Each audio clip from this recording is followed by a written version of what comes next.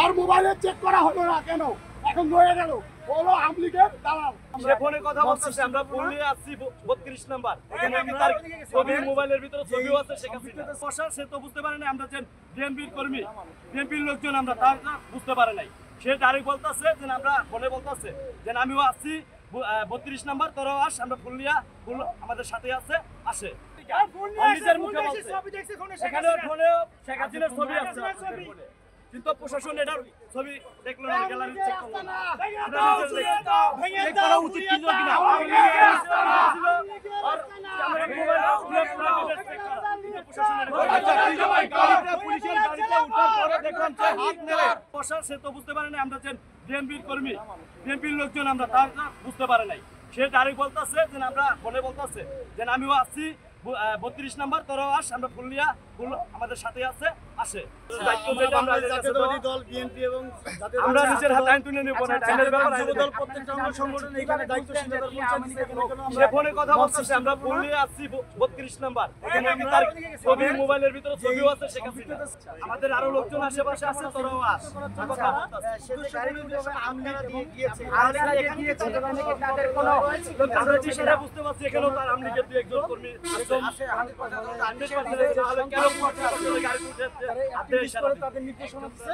যে তারা এখানে এসে সন্ত্রাসী কার্যক্রম করে যেন একটা দেশের মধ্যে একটা অস্থিতিশীল পরিবেশ সৃষ্টি করে।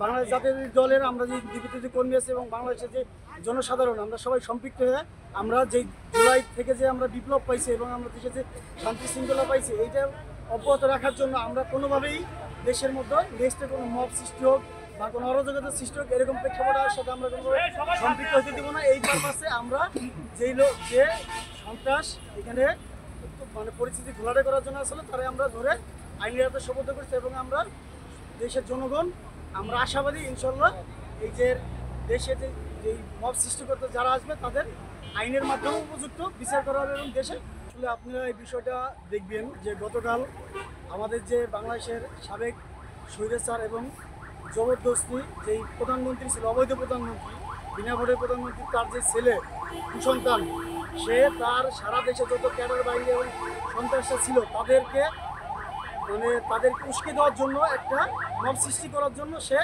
একটা ফেসবুকে সেটা লাইভ করছে এবং তাদের যে সন্ত্রাসীরা ছিল তাদের বিভিন্নভাবে মোটিভেট করে এখানে আসার জন্য উদ্বুদ্ধ করছে।